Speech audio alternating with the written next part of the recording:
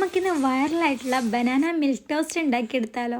ഞാൻ വെറുതെ പറയാമെന്ന് വിചാരിക്കരുത്, ഇതിന് അത്രയ്ക്ക് ടേസ്റ്റാണ്. ഇത് ഞാൻ ഒരിക്കൽ ഉണ്ടാക്കിയിട്ട് ഫ്ലോപ്പായതാണ്. അന്നേരം ഞാനൊരു കയ്യിൽ കിട്ടിയ നേന്ത്രപ്പഴം യൂസ് ചെയ്തിട്ടാണ് ഉണ്ടാക്കിയത്.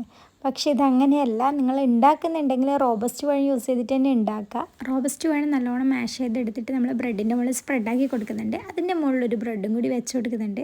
ആ ബ്രെഡിൻ്റെ മുകളിൽ നമ്മൾ ബനാന സ്പ്രെഡ് ചെയ്ത് കൊടുക്കുന്നുണ്ട്. അതിൻ്റെ മുകളിൽ ഒരു ബ്രെഡും കൂടി വെക്കുക. നമ്മൾ അങ്ങനെ ടോട്ടൽ 3 ബ്രെഡാണ് എടുത്തിട്ടുള്ളത്. ഇനി ഒരു പാത്രം ചൂടായി വരുമ്പം അതിലേക്ക് നെയ്യ് ഒഴിച്ച് കൊടുക്കുന്നുണ്ട്. എന്നിട്ട് നമ്മൾ ബ്രെഡ് നമുക്കിതിലൊന്ന് ടോസ്റ്റ് ചെയ്തെടുക്കാം. ഒരു സൈഡ് ടോസ്റ്റ് ആയതിനു ശേഷം മറിച്ചിട്ടിട്ട് നമുക്ക് രണ്ടാമത്തെ സൈഡും കൂടി ഒന്ന് ടോസ്റ്റ് ചെയ്തെടുക്കാം.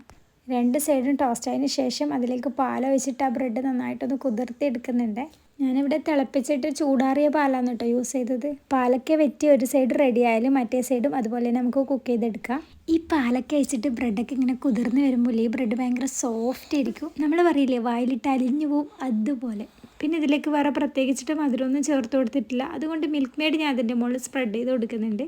സത്യം പറഞ്ഞാൽ ഇതിന് ഇത്ര ടേസ്റ്റ് ഉണ്ടാവുമെന്ന് ഞാൻ പോലും വിചാരിച്ചില്ല. അപ്പം എങ്ങനെ ഒന്ന് ട്രൈ ചെയ്ത് നോക്ക്. അപ്പം ശരി എന്നാൽ ബൈ.